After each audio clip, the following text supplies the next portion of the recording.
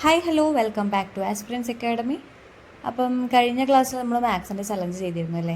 ഈ പ്രാവശ്യം മാത്സ് തന്നെയാണ്. കാരണം ഇപ്പോൾ പ്രിലിംസ് എടുക്കാറായപ്പോൾ മാത്സ്, ഇംഗ്ലീഷ്, മലയാളം ഇതിൽ മോറായിട്ട് കോൺസെൻട്രേറ്റ് ചെയ്യുന്നതായിരിക്കും നല്ലതെന്ന് തോന്നുന്നുണ്ട്.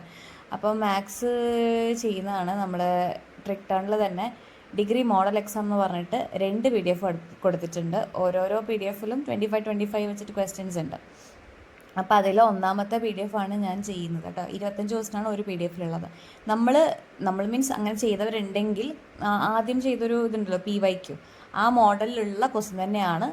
അപ്പോൾ നമുക്ക് ചെയ്യുമ്പം കഴിഞ്ഞ മോഡൽ നമ്മൾ മനസ്സിലായോ, ചെയ്യാൻ പറ്റുന്നുണ്ടോ എന്നൊരു ധാരണയോടെ കിട്ടും ഇത് ചെയ്യുമ്പോഴേ. അപ്പോൾ ആ ഒരു 25 plus model degree model mains second എന്ന് പറഞ്ഞിട്ട് രണ്ടാമതൊരു മോഡൽ പേപ്പറും ഉണ്ട്. അപ്പോൾ അത് രണ്ടും ചെയ്യാനായിരുന്നു പ്ലാൻ. പക്ഷേ എനിക്ക് 25 ചെയ്യാനേ പറ്റുകയുള്ളൂ. പിന്നെ എനിക്ക് മടിയായിപ്പോയി. അതുകൊണ്ട് 25 ഞാൻ ചെയ്തുള്ളൂ. ബാക്കി 25 വേറെ എപ്പോഴെങ്കിലും ചെയ്തിട്ട് വീഡിയോ ഇടാം കേട്ടോ. പിന്നെ പറയാനുള്ളത്, കുറേ പേര് മെസ്സേജ് അയച്ചിട്ടുണ്ടായിരുന്നു കേട്ടോ. പിൻ്റെ മെസ്സേജിൽ കുറേ പേര് ഇങ്ങനെ ഡൗട്ട്സുകളൊക്കെ ചോദിച്ചിട്ടുണ്ടായിരുന്നു. അപ്പോൾ അതിൽ ആദ്യമായിട്ട് പഠിക്കുകയാണ്, അതുകൊണ്ട് എന്താ പഠിക്കേണ്ടത്, എങ്ങനെയാണ് പഠിക്കേണ്ടതെന്നൊന്നും അറിയില്ല എന്ന് പറഞ്ഞിട്ട് കുറച്ച് മെസ്സേജസ് കണ്ടിരുന്നു. അപ്പം എന്താ ചെയ്യാമെന്ന് ചോദിച്ചു കഴിഞ്ഞാൽ, ഒന്നെങ്കിൽ ആദ്യമായിട്ട് പഠിക്കുന്ന കുട്ടിയാണെങ്കിൽ ഒരു അറിവില്ല, ഒരു ബേസിക് ഒന്നും ഒരു അറിവും ഇല്ല എങ്കിൽ എനിക്ക് തോന്നുന്നു ബെറ്റർ ഓപ്ഷൻ എന്ന് പറയുന്നത് ഏതെങ്കിലും ഒരു കോച്ചിങ് ഇൻസ്റ്റിറ്റ്യൂട്ടിൽ പോയി എൻറോൾ ചെയ്യുന്നതാണ് ബെറ്റർ ഓപ്ഷൻ തോന്നുന്നുണ്ട്. അതല്ലെങ്കിൽ അറിയാവുന്ന അടുത്തുള്ള PSC പഠിക്കുന്ന നന്നായിട്ട് കേട്ടോ. അങ്ങനെ വെറുതെ പോയി PSC പഠിക്കുന്നവരുടെ കൂടെ കൂടിയിട്ട് കാര്യമില്ല. എന്തെങ്കിലും റാങ്ക് ലിസ്റ്റിൽ വന്നിട്ടുള്ളവരോ അല്ലെങ്കിൽ നല്ല രീതിയിൽ ഡെഡിക്കേഷനോടെ പഠിക്കുന്നവരുണ്ടെങ്കിൽ അവരുടെ കൂടെ ഇരുന്ന് കമ്പൈൻ സ്റ്റഡി നടത്താമല്ലോ. അപ്പോൾ ആ ഒരു രീതിയിലൊക്കെ ആലോചിക്കുക കേട്ടോ. അല്ലാതെ നമുക്കിപ്പോൾ ഒട്ടും ബേസിക് ഇല്ല എങ്കിൽ ഒറ്റയ്ക്ക് ഇരുന്ന് കഴിഞ്ഞാൽ ചിലപ്പം ഒന്നും നമുക്ക് എങ്ങനെ സ്റ്റാർട്ട് ചെയ്യണം, എവിടെ നിന്ന് സ്റ്റാർട്ട് ചെയ്യണം, എന്തൊക്കെ കവർ ചെയ്യണം ഒന്നും അറിയാണ്ടായിപ്പോൾ. കറക്റ്റായിട്ട് പഠിക്കുക എന്നുള്ളതാണ്. ഇപ്പോൾ ഏത് കോമ്പറ്റേറ്റീവ് എക്സാം എടുത്താലും കറക്റ്റായിട്ടുള്ളൊരു സിലബസ് ഓറിയൻറ്റഡ് ആയിട്ടിരുന്ന് പഠിക്കുക, വേണ്ട കാര്യങ്ങളൊക്കെ പഠിക്കുക. അത് ഭയങ്കര ഇമ്പോർട്ടൻ്റ് ആണ്. അപ്പോൾ നമ്മൾ ഒറ്റയ്ക്ക് ഇരുന്ന് പഠിച്ചു കഴിഞ്ഞാൽ ചിലപ്പം നമ്മുടെ ആ ഒരു പോകുന്ന റൂട്ട് ചിലപ്പോൾ ശരിയാവണമെന്നില്ല.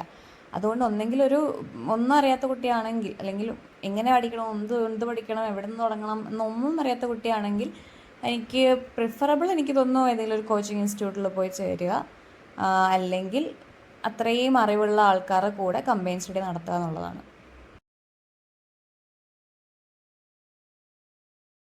പിന്നെ ഞാൻ ഈ ഗ്രൂപ്പ് സ്റ്റഡി, കമ്പൈൻ സ്റ്റഡി എന്നൊക്കെ പറയുമ്പോൾ കുറേ ആൾക്കാർ വന്ന് ചോദിക്കുന്നുണ്ട്, ഗ്രൂപ്പ് സ്റ്റഡിയിൽ ഇപ്പോഴും ഉണ്ടോ, എന്നെയും കൂടി ആഡ് ചെയ്യുമോ എന്നൊക്കെ ചോദിക്കുന്നുണ്ട്.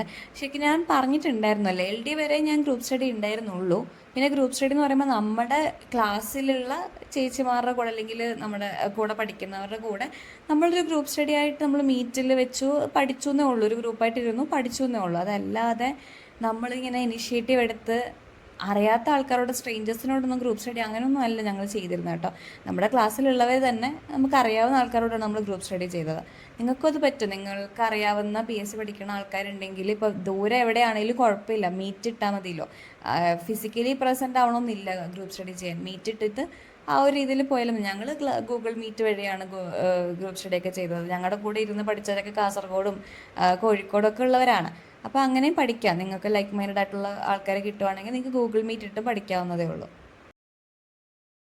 പിന്നെ നമ്മുടെ പ്രിലിംസിൻ്റെ ഡേറ്റ് ഒക്കെ വന്നിട്ടുണ്ട്. മെയ് 24 ജൂണിലൊക്കെ ആയിട്ടാണ് ഫസ്റ്റ് സെക്കൻഡ് സ്റ്റേജൊക്കെ നടക്കുന്നത്. അപ്പം ഇനിയുള്ള ദിവസം എന്ന് പറയുന്നത് വളരെ കുറച്ചേ ഉള്ളൂ. അതുകൊണ്ട് തന്നെ കൂടുതലായിട്ടും ഇംഗ്ലീഷ്, മാത്സ്, മലയാളത്തിന് ഇമ്പോർട്ടൻസ് കൊടുക്കുക. അതിൻ്റെ കൂട്ടത്തിൽ PYQ ചെയ്യാൻ മറക്കരുത് കേട്ടോ. PYQ ക്വസ്റ്റ്യൻ പേപ്പേഴ്സ് ഉണ്ടാവുമല്ലോ, അത് ചെയ്യുക. നല്ല രീതിയിൽ അനാലിസിസ് ചെയ്യുക കേട്ടോ. അതും ഒരു വീഡിയോ ആയിട്ട് ചെയ്യാനുണ്ട്. അതായത് ഞാൻ PYQ ക്വസ്റ്റ്യൻ പേപ്പർ ചെയ്യുമ്പോൾ അതൊരു വീഡിയോ ആയിട്ട് ചെയ്യുന്നുണ്ട്. അപ്പോൾ അത് ചെയ്യാനും പ്ലാൻ ഉണ്ട്. പിന്നെ വേറെ എന്തെങ്കിലും അങ്ങനെ ചലഞ്ച് അങ്ങനെ എന്തെങ്കിലും വേണമെന്നുണ്ടെങ്കിൽ താഴെ കമൻറ്റ് ചെയ്യുക. അതും ഒരു വീഡിയോ ആയിട്ട് ചെയ്യാം. പിന്നെ ഞാൻ ഈ പറയുന്ന PDF-കളൊക്കെ ചെയ്ത് നോക്കുക കേട്ടോ. ഇതിലുള്ള ക്വസ്റ്റ്യൻസൊക്കെ ട്രിക് ടേണിൻ്റെ ഈ PDF-ലുള്ള ക്വസ്റ്റ്യൻസൊക്കെ ഇമ്പോർട്ടൻ്റ് ആണ്. ഡിഗ്രി ലെവൽ എക്സാമിന് നല്ല ഒരു സ്റ്റാൻഡേർഡ് ഉള്ള ക്വസ്റ്റ്യൻസ് തന്നെയാണ്. അപ്പം ഈ ക്വസ്റ്റ്യൻസൊക്കെ ചെയ്ത് നോക്കുക. കഴിഞ്ഞ ക്വസ്റ്റ്യൻ പേപ്പർ കഴിഞ്ഞ PDF കഴിഞ്ഞിട്ടുള്ളവരാണെങ്കിൽ ഈ ഞാൻ പറഞ്ഞ 2 PDF-കൾ 50 ക്വസ്റ്റ്യൻസ് ഉണ്ട്. ഈ 2 PDF-കളോട് ചെയ്യുക. സിമിലർ ആയിട്ടുള്ള ക്വസ്റ്റ്യൻ പാറ്റേൺ തന്നെയാണ്. അപ്പോൾ നമുക്കത് മനസ്സിലായോ എന്നുള്ളത് കിട്ടും. ഓക്കെ, അപ്പോൾ ഇതൊരു കുട്ടി വീഡിയോ ആയിരുന്നു കേട്ടോ. ചലഞ്ച് ആ മാത്സ് ചെയ്യുന്ന മാത്രം കാണിക്കുന്ന ഒരു വീഡിയോ ആയിരുന്നു. അപ്പം നമുക്ക് അടുത്തൊരു വീഡിയോ ആയിട്ട് അടുത്തൊരു ദിവസം കാണാം. അതുവരെ എല്ലാവർക്കും ടാറ്റ, ബൈ.